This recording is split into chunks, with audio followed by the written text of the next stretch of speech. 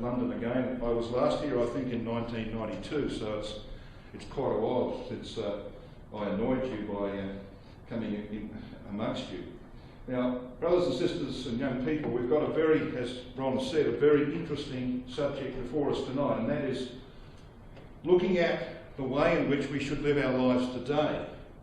We should be living our lives today in the vision of the kingdom.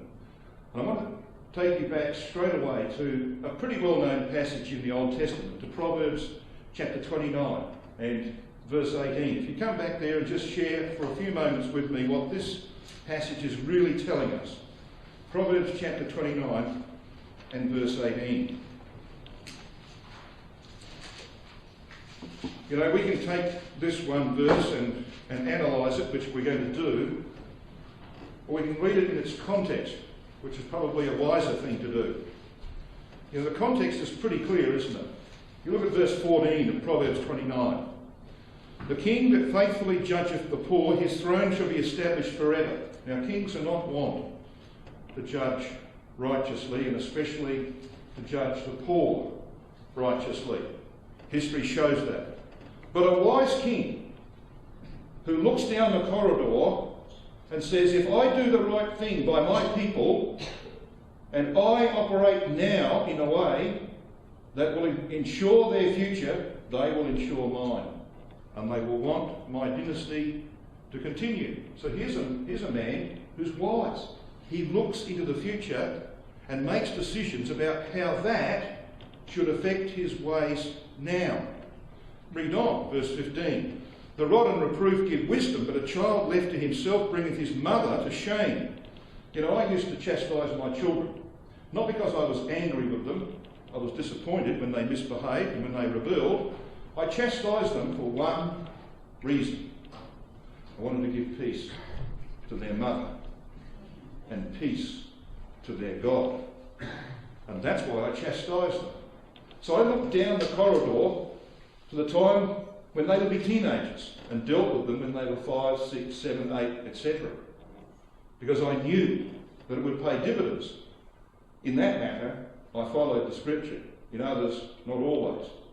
Let's read on. Let's come down to verse 20. Seest thou a man that is hasty in his words? There is more hope of a fool than of him. In other words, here's someone who doesn't think about the consequences of what he's saying. He doesn't think, well, if I say this now, it's going to cause me trouble later on. Have a look at verse 21. He that delicately bringeth up his servant from a child shall have him become his son at length. Now, masters, especially ancient masters, were not always inclined to deal kindly with their servants, their slaves. They were slaves. But the wise master would say, if I deal kindly with my slave and treat him justly, he'll want to serve me forever. So here is a man who's looking down the track. He's looking down the corridor of time and saying, what do I need to do today to secure the future? Got the context? That's where verse 18 fits in. Verse 18 says this, where there is no vision, the people perish. But he that keepeth the law, happy is he. Now this word vision here is the Hebrew word chazam. It means mental sight. Now one of the things that God gave to human beings he did not give to the animals, as far as we can tell, is he gave them the ability to create pictures in their brain. And I know what that's like. I can create incredible pictures in my brain. And the ones that come from my natural resources are not all that good. I certainly wouldn't want to publish them to you. But that's the ability I have. And you've got that ability, haven't you? You can create images on the screen of your brain, and they're very vivid. That's what he's talking about. That's why 85% of the Bible is prophecy. Yes, 85% of it is prophecy. It's designed to create pictures in your brain. That's why you've got the detail in Ezekiel chapter 40 to 48, and we'll go there briefly later on. Detail which when we read it, what's this all about? Well, work at it. Because if you work at it, you create a vivid picture. And I've walked around Ezekiel's temple. Not literally, but because I've made a detailed study of it. I've walked around. I can actually reach out and touch it. It's real. That's why God put it there. See, so we've got that ability to create pictures. And he says, where there is no vision like that, the people perish. Now this word perish is the Hebrew word para. It means to loosen, to expose, to dismiss, as the idea, of course, of nakedness at the end. Rotherham says, a people is let loose. Young's literal translation said, without a vision is a people made naked. And we don't want to be found naked at the return of Christ, do we? Spiritually naked. How can you avoid spiritual nakedness? Well, by having a vision of the kingdom which governs the way you live today. Looking down the corridor and saying, I am confident that these things are going to happen. I know they're going to happen. So they are the true realities, not what I see around me. And when that is what governs your life, then you will live in the vision of the kingdom. You will live for the kingdom. And this is all about faith, isn't it? It's about faith. But you know, there's a huge contrast between people who live like that and people who live as they were born naturally. Proverbs chapter 4, verses 18 and 19 makes this point. It says, but the path of the just is as the shining light that shineth more and more unto the perfect day. Now the perfect day is the day of the kingdom. Can I just ask you a question? I'm not meaning to put you in an uncomfortable seat, but I do want to ask you a question. Just go back 5 years in your life. Now for the young people this might not be quite so appropriate. 1 or 2 years in your life. But for the older ones amongst us, go back 5 years in your life and just ask yourself a genuine question. Is your vision and therefore your expectation of the kingdom brighter today than it was 5 years ago or 1 year ago or 2 years ago? Now be honest with yourself. I don't want an answer from you. But if your answer is no, it's not, well then maybe this verse doesn't apply to you. You see what it says? The path of the just is as a shining light that shineth more and more unto the perfect day. So it increases as we get closer because the expectation rises. You can see it coming and you want it to come. But the way of the wicked is as darkness. They're receding. They're going into darkness, you see. Whereas the righteous, who have got a vision, are increasing in their understanding and their path becoming brighter and brighter. The wicked don't know at what they stumble. Now there are only two ways. You know, there is no such thing as treading water in the truth. You don't mark time in the truth. There's no such thing as neutrality in the truth. So you're either going forward or you're going backwards. Now my experience of life in the truth is 3 steps forward and 2 steps back. However, providing you're making the 1 step forward, well then you are making progress. But there is no such thing as treading water or marking time. You're either going forward to the kingdom or you're receding back to where you came from. Darkness. And of course the Lord Jesus Christ said as much, didn't he, when he said in Matthew chapter 7 that there is such a thing as a broad way, a very broad way, and of course the bulk of humanity have chosen, some, of course, most out of pure ignorance, they've chosen that way. Some deliberately have chosen that way, knowing better things. And there's another way. It's a narrow path. And it's a path that leads to the perfect day.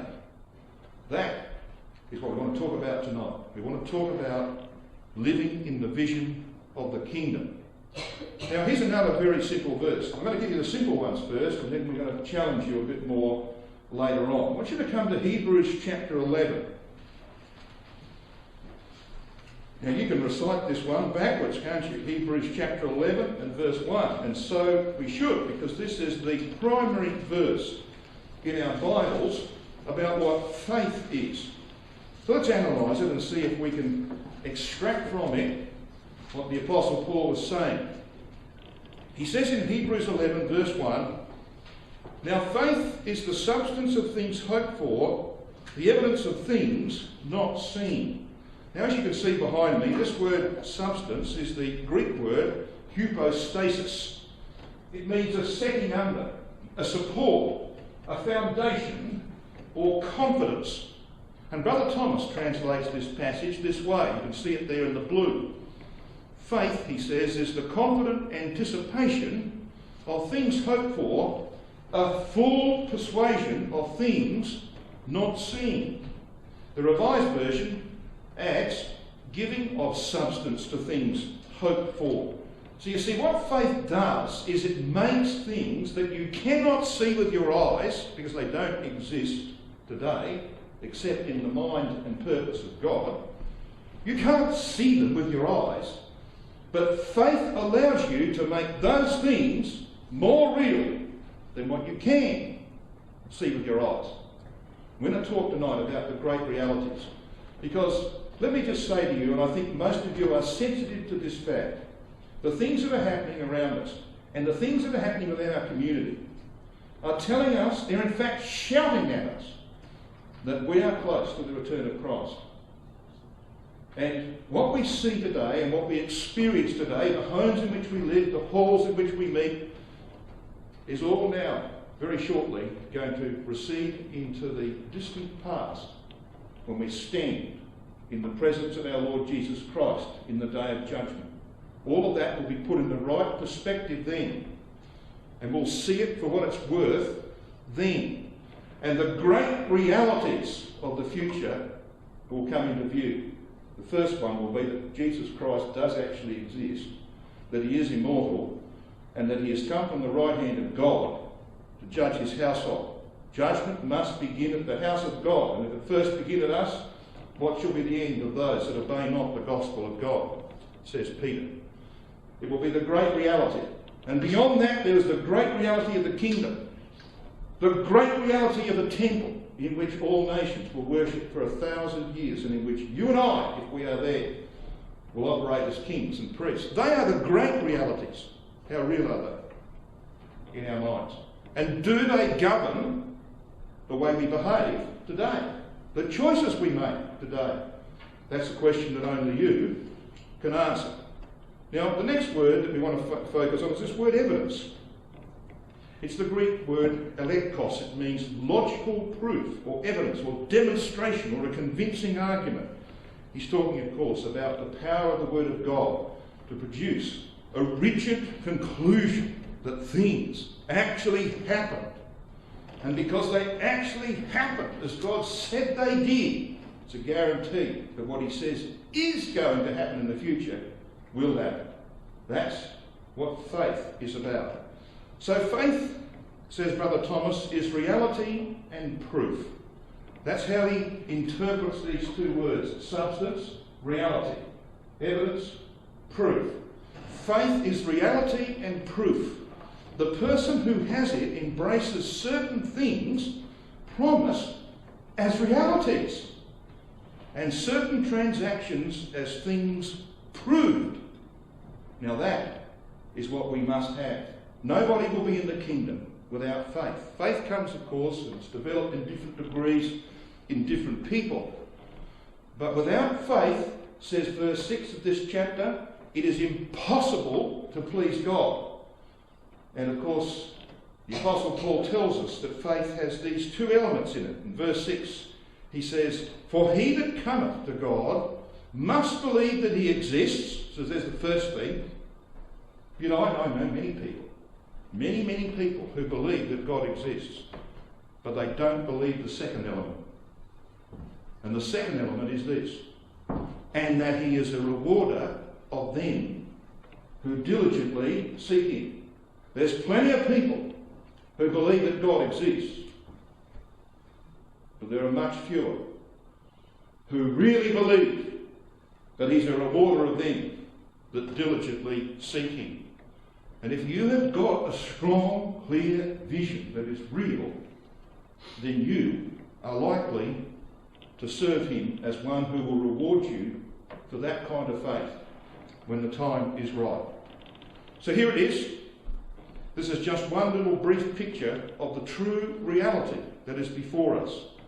And we now need to live in the vision of the kingdom, to live as though we really believe that we know it's coming, And that's one reason why we read tonight from Revelation chapter 10, because of all the visions that are in the Word of God, and there are squillions of them, if I might use that word.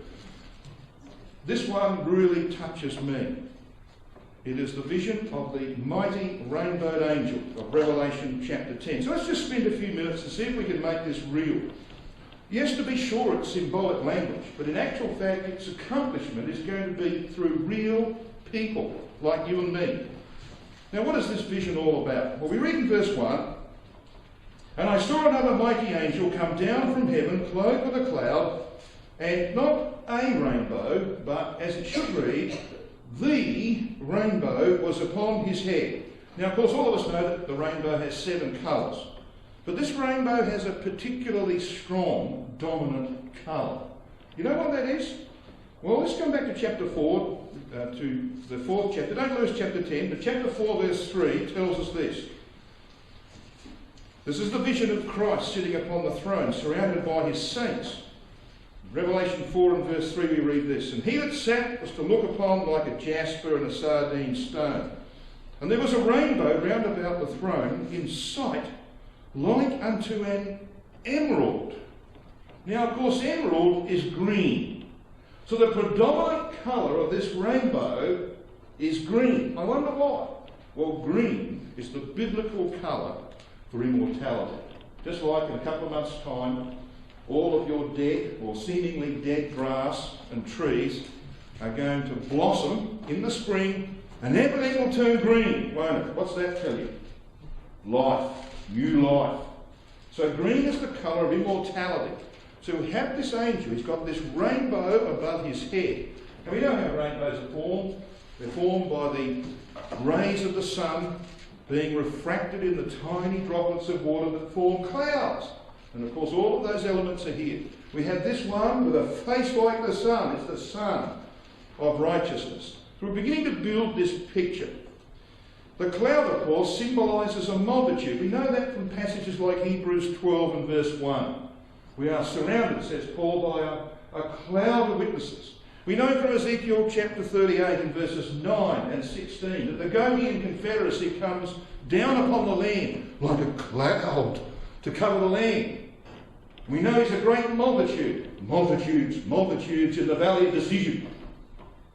So a cloud symbolises a multitude. There's no question about the multitude here. Clouds are normally white, aren't they? Except when they're bearing heavy rain. White is the symbol, the colour for righteousness.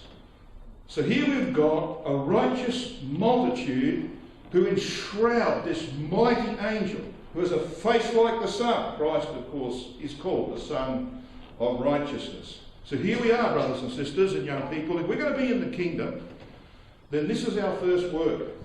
Having been taken as the bride of Christ, he will form us into an army, and for 40 years we are going to go out and bring this world under the control of our Lord Jesus Christ.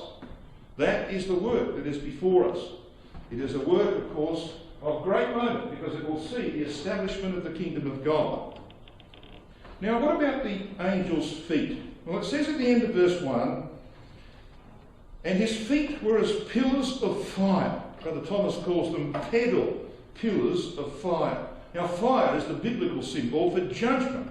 And feet, of course, are what you use to walk or march. But this angel, when we see him in verse 1 and 2, has actually concluded his march. He's come to the end of his career of 40 years of judgments. How do we know that? Well, just read on, verse 2. "And he had in his hand a little scroll." That's how it should read. A little scroll open. So when you look at this picture, this is what you have. He has in his hand a little scroll. And it's open. Now when you open a scroll, we know this from chapter 5, you actually fulfill what's contained, what's written in it. So this angel's work has been performed. The scroll has been unrolled. It's a little scroll because it's a little period of time in comparison with the 7 sealed scroll of chapter 5, which of course went on for thousands of years. This only goes for 40 years. The 40-year period of divine judgment. And it's been played out in the earth through the activity of this mighty angel. who has used his pedal pillars of fire to march through the earth, to walk to and fro through the earth, Zechariah chapter 1, and to subdue the nations. But now his station brings. See what it says in verse 2? And he set his right foot upon the sea and his left foot upon the earth. So the right foot is upon the Mediterranean Sea, that is, he has subdued the nations in and around the Mediterranean. Of course, his first major victory is over the Gobian Confederacy in the land. And of course, the left foot on the earth, this is the Roman earth that's being referred to. In other words, the nations of Europe who will revolt against the rule of Christ for 40 years until they are finally crushed. That's what Revelation chapters 14 through 19 are all about. So here we've got the work of the mighty rainbowed angel at the end of his career. But there has been a career, and it's a career in which 7 thunder judgments have been poured out. Let's just read on. Verse 3. And he cried with a loud voice, as when a lion roareth, and when he had cried, 7 thunders uttered their voices. And when the 7 thunders had uttered their voices, I was about to write, and I heard a voice from heaven saying to me, seal up those things which the 7 thunders uttered, and write them not. We'll come back to that point in a moment.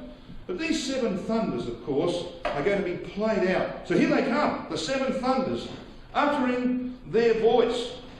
Now, 7 thunders is drawn from Psalm 29, by the way. If you go back, we haven't got time to do that now, but you go back and have a look at Psalm 29, and you will find that 7 times in that psalm, the phrase, the voice of Yahweh, is used.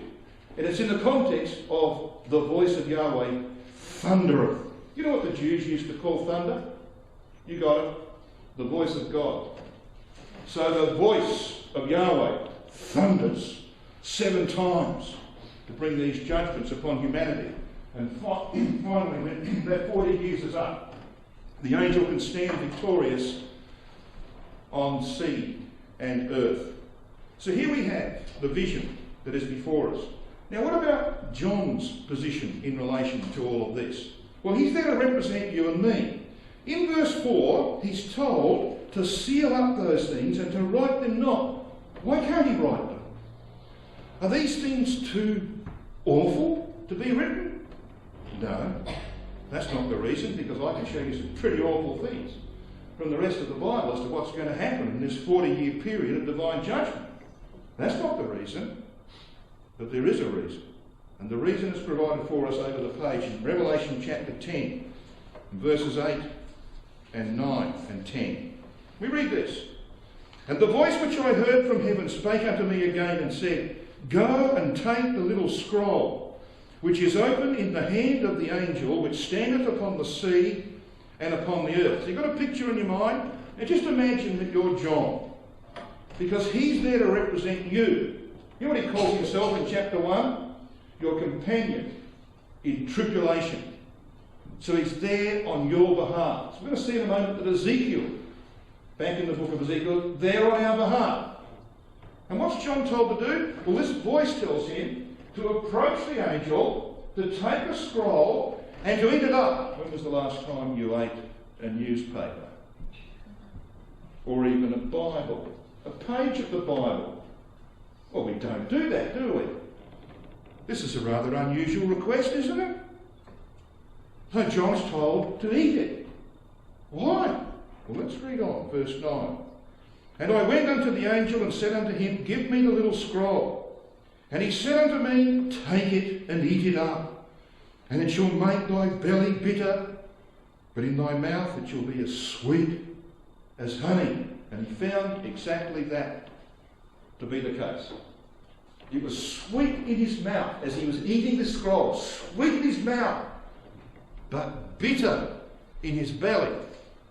You know, when we are invited to be involved in the judgments of our God upon this earth, brothers and sisters and young people, it's not going to be an extremely pleasant experience. It's actually going to be quite a bitter experience. But we will agree, absolutely, that it's right. It will be sweet in our mouth. We will know that what's happening is just and true and right, sweet, but bitter in the execution. And this is the reason why John was not allowed to write these things down. They were not to be outside of him. He was not to act as though, well, this is something, well, you know, it's interesting, but, you know, I can pass that by. John, if you're going to be involved in these things, they have to become part of you. You have to live in the vision of the kingdom. You see, that's the point, isn't it? That's the principle here. They must become part of you. They can't be outside of you. Go and take the little scroll. So does the angel walk up to John and say, look, open your mouth and shove it down his throat? No. John has got to go to the angel. What does that mean? He wants to be part of this angel community. He takes the initiative. He wants to be part of it. He says, give me the scroll. I want to be there in that day when this is unrolled and divine judgments are poured out upon the earth to establish the kingdom. Give me the scroll. Is that your attitude? You see, that's the question we've got to answer, isn't it? Because if we're living in the vision of the kingdom, that is our attitude. We can't wait for that day to approach the angel, so to speak, and to grab the scroll and say, give me the scroll, and eat it up. Do you think this is a new experience? Well, it's not a new experience, because we're going to find the moment that Ezekiel went through this. So what's this all about? Well, just follow the chart as it unfolds. Now, I think it's pretty obvious how this chart, some of you have seen this before.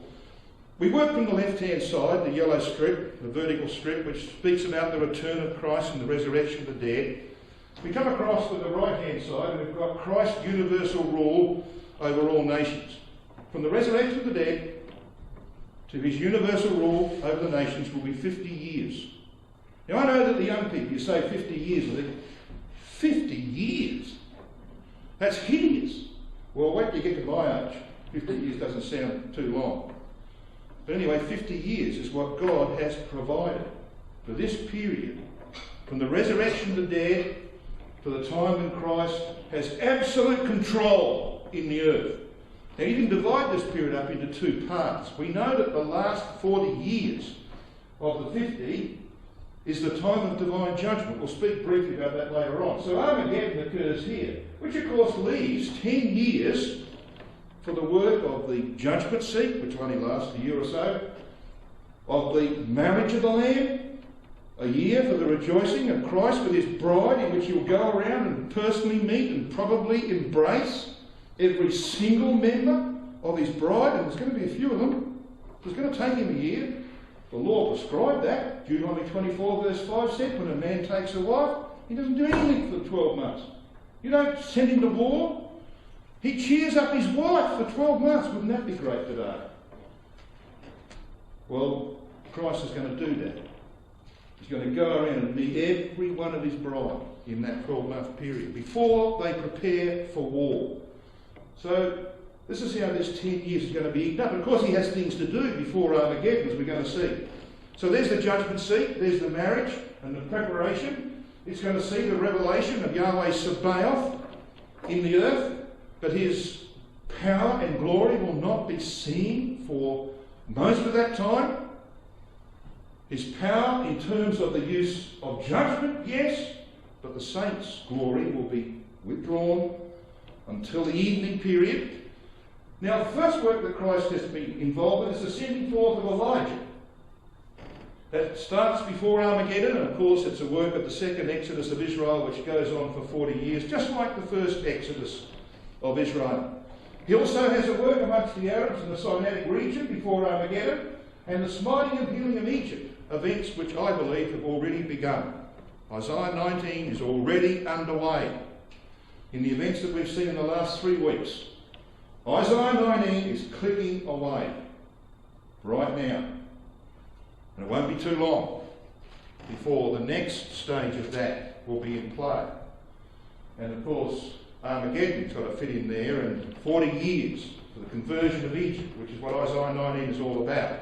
Then comes Armageddon, and of course that's the time when Gog is destroyed, his forces are buried in the land, Judah, at least 1/3 of them, are saved, and of course it's the beginning also of a 10-year period of proclamation to the nations in which the saints will go out and they will make their appearance to both the rulers of the world and to the ordinary populace. That's why it's called a mid-heaven proclamation. Heaven is the government, the earth is the people. It's a mid-heaven proclamation because they will talk to the governments and they will talk to the people. Why do you think that's necessary?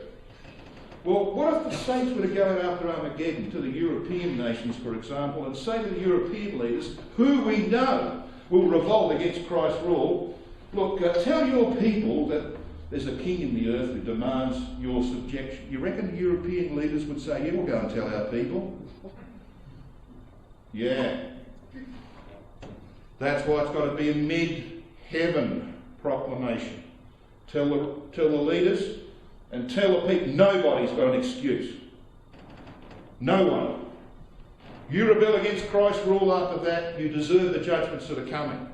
So for 10 years the saints will do that work, and then of course comes the hour of judgment of Revelation chapter 14 and verse 7. Starting with the destruction of Rome in Revelation 14 verse 8, Catholic Europe is then progressively destroyed by the returning Jews coming back to the land under Elijah. They are the weapon.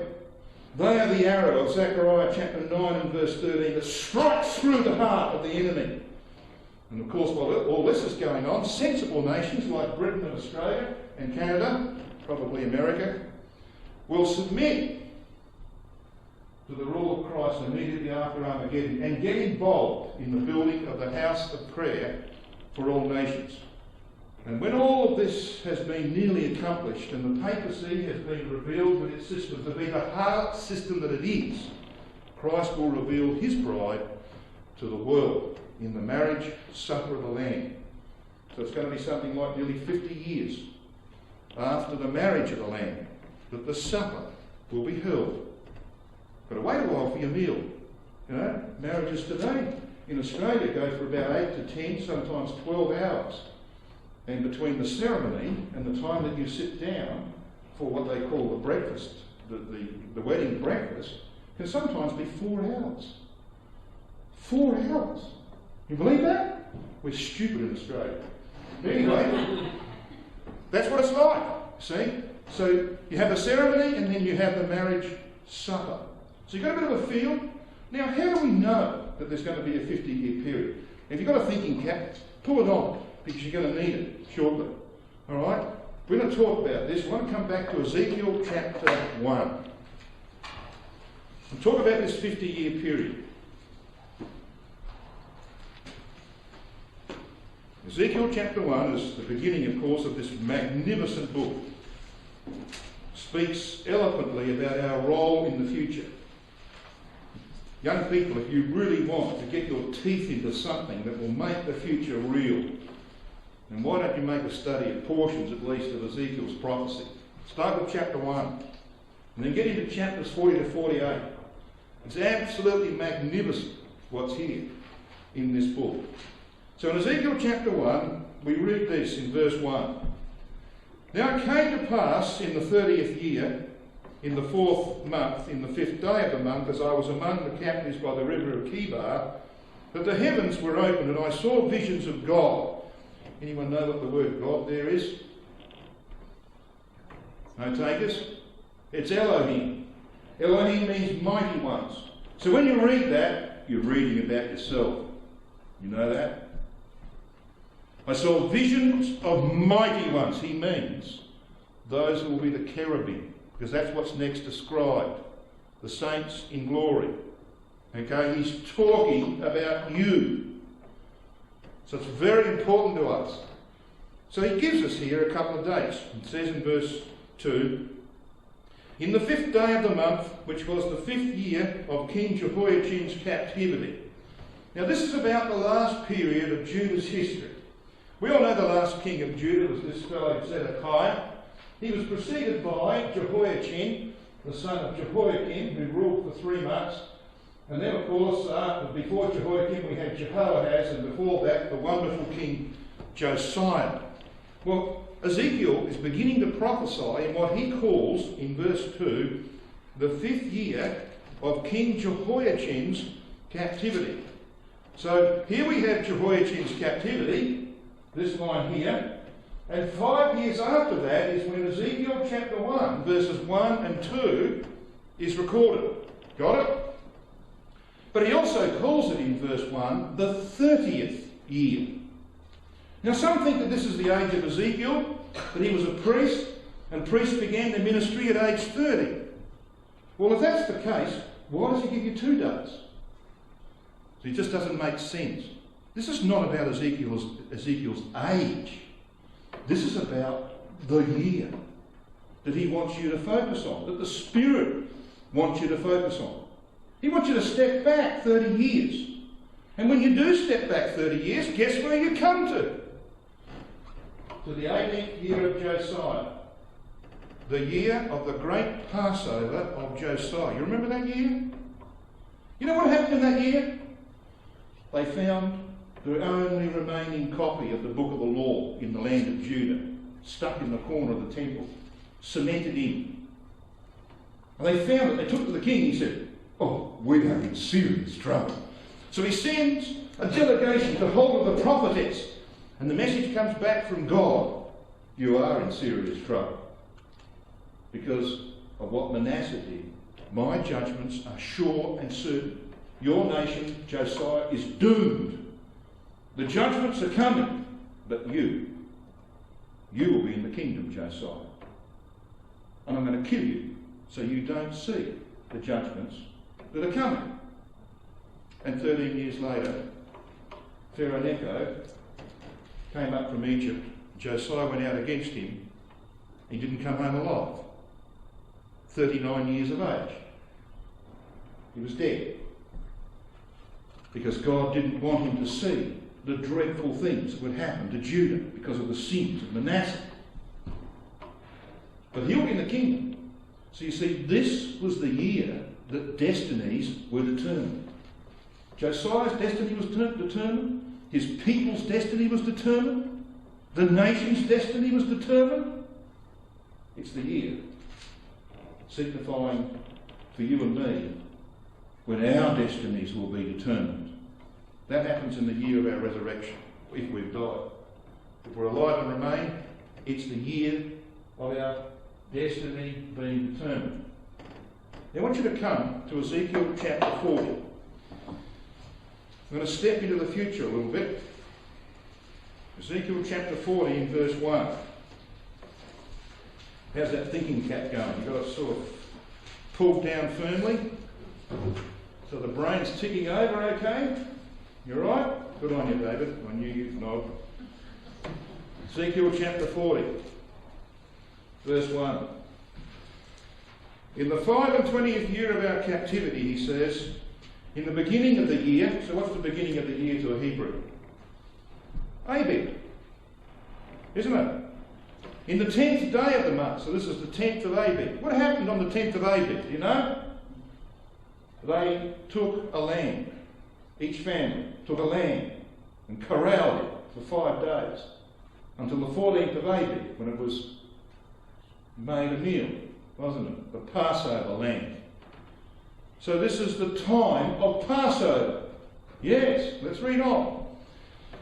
It was the 14th year after the city was smitten. Now here is the fall of Jerusalem in 587 BC, in the 11th year of Zedekiah. It was 14 years, he says, after the fall of Jerusalem.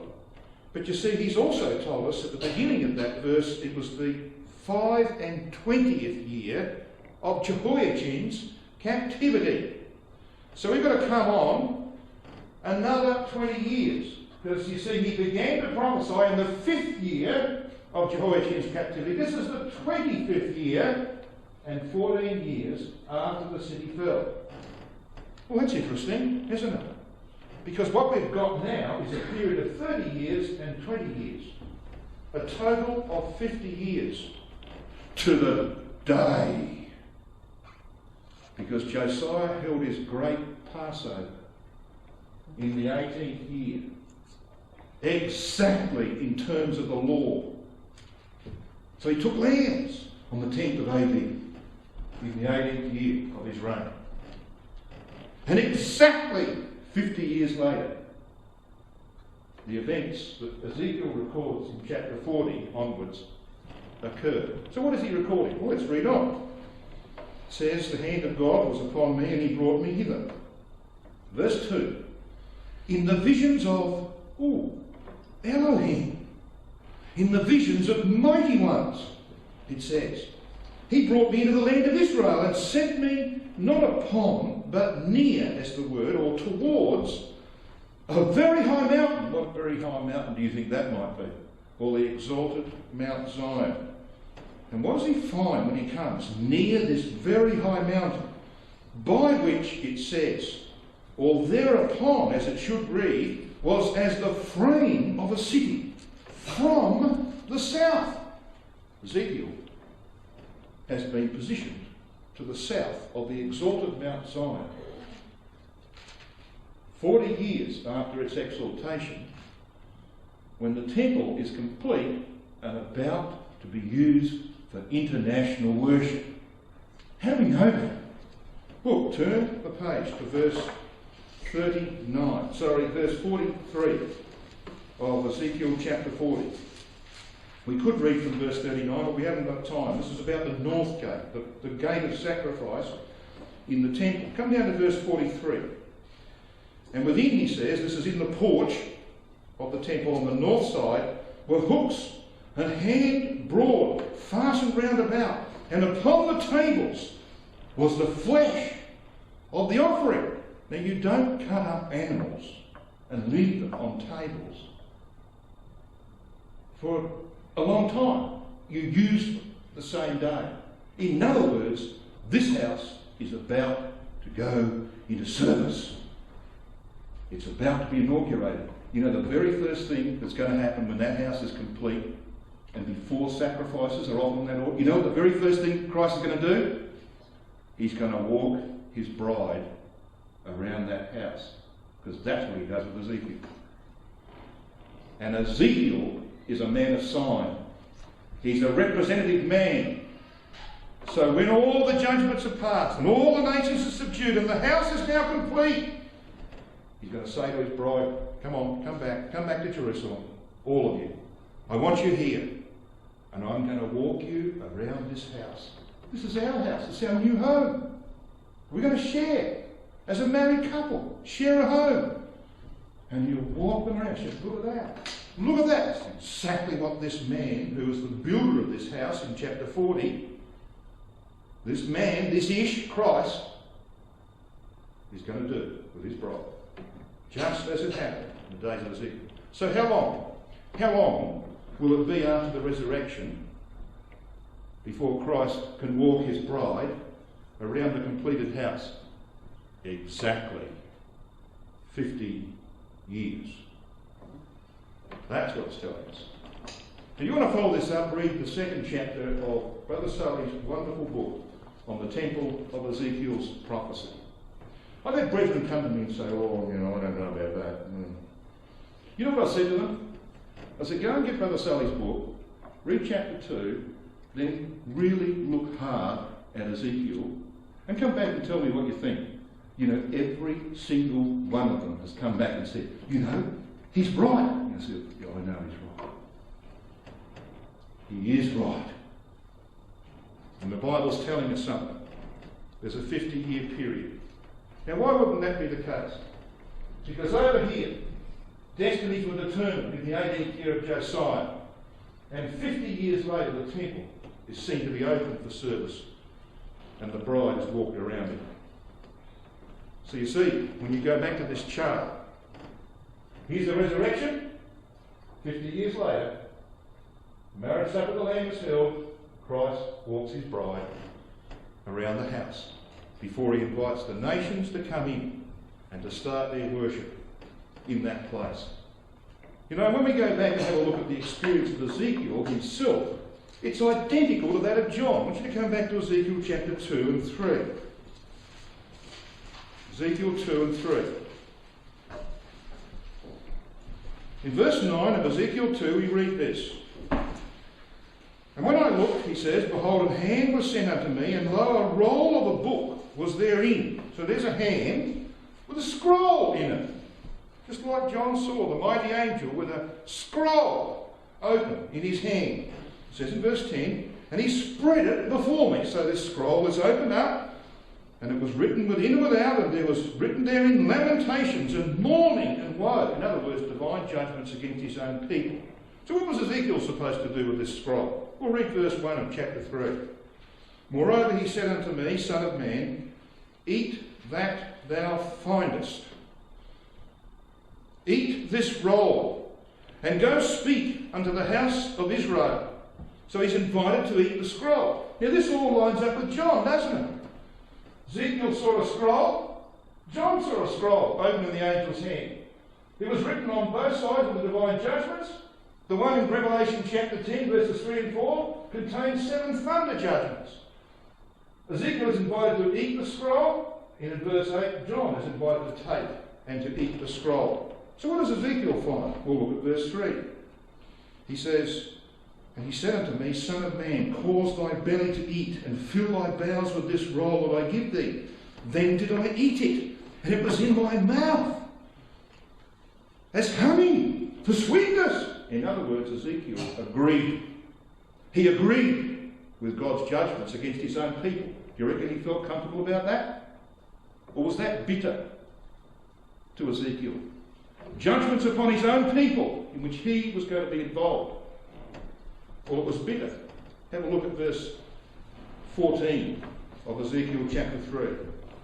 So the Spirit lifted me up and took me away, and I went in bitterness in the heat of my spirit.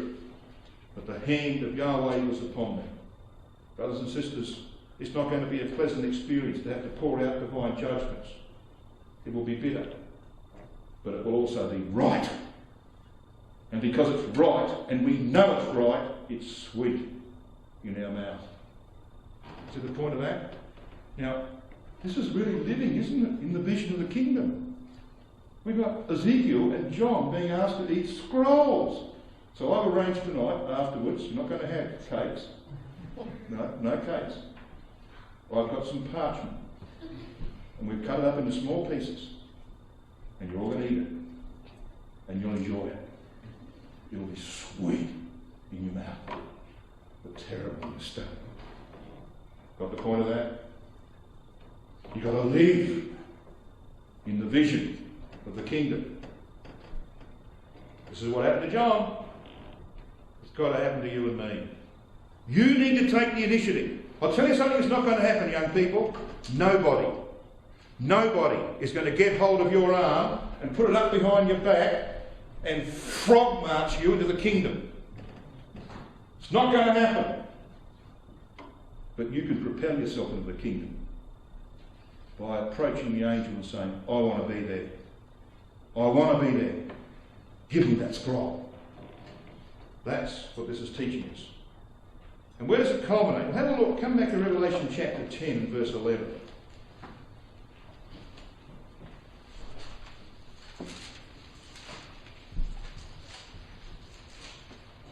Revelation chapter 10 and verse 11 we read this. He's found it sweet in his mouth and bitter in his belly. And he says this. He said unto me, Thou must prophesy again before many peoples and nations and tongues and kings. How many people think that that refers to the saints going out and preaching in the kingdom age? Most people think that. It's not what it means. Brother Thomas says this in Eureka.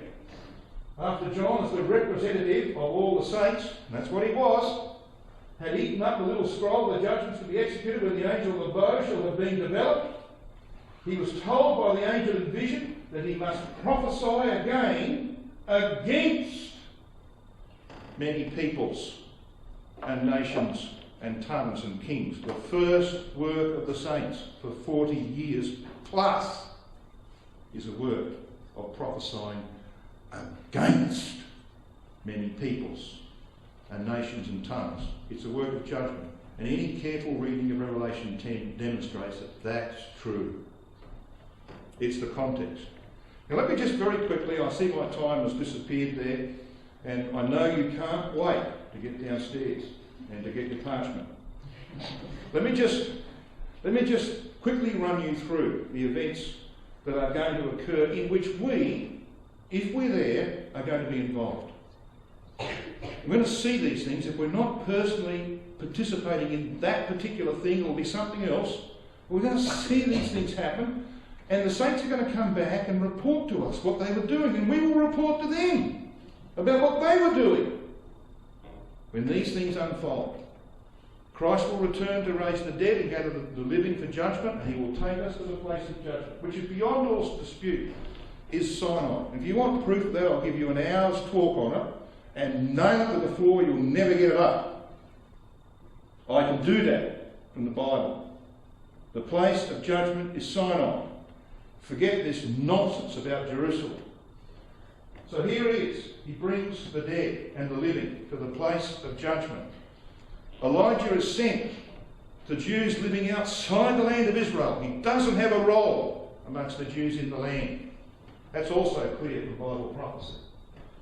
And the events that lead to Armageddon, of course, Daniel chapter 11, 40b, the second half of verse 40 through to verse 45, Ezekiel 38, Zechariah 14, Joel chapter 3, Genesis chapter 14. You can go on and on and on. The Bible's full of it. The Gogian Confederacy comes down from the north with many ships, it says in Daniel chapter 11. They also come down the coastal plain of Israel. And they plunge into Egypt. That's their first target. Isaiah 19. Yahweh will deliver the Egyptians into the hand of a cruel lord, it says in verse 4 of that chapter. And here he is, he's arrived. But he's not there all that long, because tidings out of the east troubled him, because Christ and the saints begin the subjugation of the Sinai Arabs to receive the fleeing Jews from the battle of Armageddon. Tidings, of course, come from the north, because the Western powers, or the Tarshish powers, are ensconcing themselves in and around Jerusalem. But first of all, Gog is victorious. He does conquer Egypt. The ships of Tarshish are destroyed with an east wind, says Psalm 48 verse 7. That east wind, of course, is the Russian Navy. It's based in Syria. They have two bases in Syria. You know what the Syrians were called in the Bible? The east wind. So they destroyed the British fleet in the eastern Mediterranean. They've got to come around through the Persian Gulf. So the Western nations come around through the Persian Gulf, their allies, and they fortify Jerusalem. And Russia, hearing the news from the east and hearing the news from the north, takes his main forces out of Egypt, comes back to Jerusalem. And there he defeats the Tarshish powers. He's victorious, says Daniel chapter 11. He sets the tent of his power in my glorious holy mountain between the seas. But he will come to his end, and none shall help him. Because Christ will be there shortly to deal with him. But he's got a work to do amongst the Egyptians first. He's got to smite and heal Egypt. So he sends a company, probably led by himself, if not by himself, by Joseph. And he goes into Egypt to begin the work of converting that nation. It will take him 40 years, and it will be hard work. The Jews are defeated along with the Tarshish powers, and many of the Jews are taken into captivity or flee south to be received by the Arabs. Their Arab brethren who have been prepared by the saints to receive them. And then, of course, we have Christ advancing from Sinai to Jerusalem, as described so beautifully in Deuteronomy 33 verse 2, Psalm 68 and Habakkuk chapter 3. And he finally arrives at the Mount of Olives, which splits in two. Half goes towards the north and half toward the south. And the forces of the invader are decimated in the land. And the fleeing Jews will then return to meet their Messiah. And then he will send out the saints for 10 years in the mid-heaven proclamation, demanding the subjection of all people. And of course we know what's going to happen. The Pope and his people will bring their doctrine of Antichrist into view. And they will convince their people that this impostor in Jerusalem is the Antichrist of their doctrine. and they will oppose him for the next 40 years. Sensible nations like Britain will submit to Christ's rule. For 40 years there is intense activity in that land. It's cleansed, it's divided. The foundations of the temple are laid. Catholic Europe is judged in the hour of judgment as Israel makes its way back through Europe. Now, I was going to go and talk about all of that, but I'm not going to do that now. It's too late. And I know you can't wait to get your punch. However, let me just say this. These are the true realities, and they're about to happen.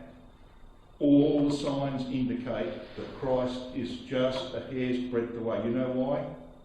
If you want, and I haven't got time to do that while I'm here in London, you want to see the proof of this, then ask me for a DVD of my prophecy update at Richmond, and I'll be happy to give you one. Now, if that doesn't convince you that Christ is about to come, then nothing will. Brothers and sisters and young people, he is about to appear, and we need to be living in the vision of the kingdom.